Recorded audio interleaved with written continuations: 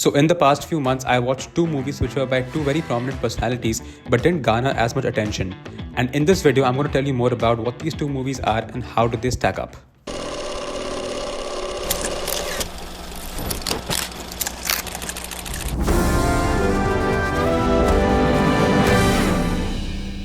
So the first movie is Unfrosted. This basically is a Netflix-only film directed by Jerry Seinfeld. The movie is loosely based on the cereal rivalry between Kellogg and Post in the 1960s, and a good chunk of the movie centers around how Pop-Tarts were introduced and became a thing.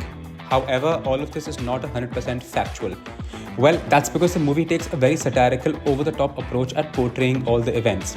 Now, the movie suggests things like Marjorie Post, the owner of Post cereals, and Excel Kellogg III had a steamy affair. However, nothing historically confirms this. There are a number of such instances in the movie, some of which I could confirm is true, and some where the makers did take significant creative liberty in the name of satire. Now, the film has an insane star cast. You've got Jerry Seinfeld, Melissa McCarthy, Jim Gaffigan, Hugh Grant, Amy Schumer, Peter Dinklage, and the list goes on and on. Now, a pretty insane star cast for a comedy, right? And that too one directed by Jerry Seinfeld. Well then, why hasn't anyone been talking about it, and how is its viewership so low? Well, even though the film had a budget of $70 million, it lacks scale. Almost everything is shot in a set and the vista rarely opens up. The sets are pretty beautiful and articulately done, but unfortunately still looks like a set. Also, due to the movie's excessive over-the-top approach, a lot of the jokes don't land well and seem stretched. And lastly, the movie does seem directionless at times. You really at times wonder where the movie is going with its narrative. So I feel, having said all that, even a movie written and directed by one of the greatest comedians of all time with a stellar star cast couldn't engage the audiences as much on Netflix. I would say skip this. Unless you want something playing in the background you can chuckle to at times.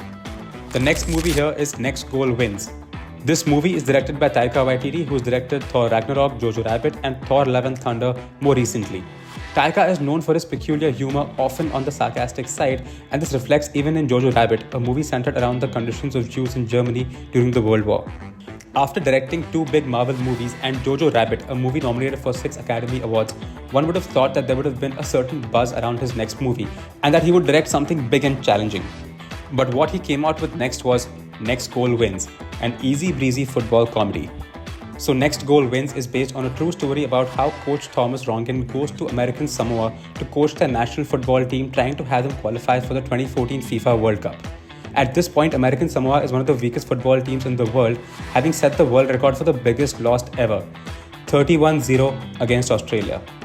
The movie takes a sarcastic and caricaturish approach to its storytelling, showing the people of American Samoa as super laid-back, tight-knit, and God-fearing, while the coach is the exact opposite.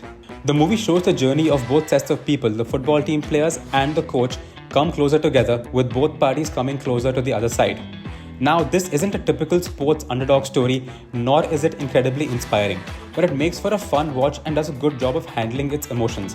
It's not about winning or proving a point over here, but it's more about the journey of trying to get there.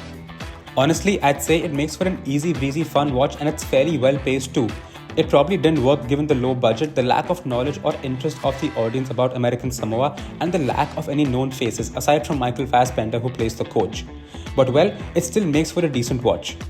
So well, here was my take on two big movies by two big directors that I'd watched over the past few months, and you can decide to check these out based on what you feel about them after this video.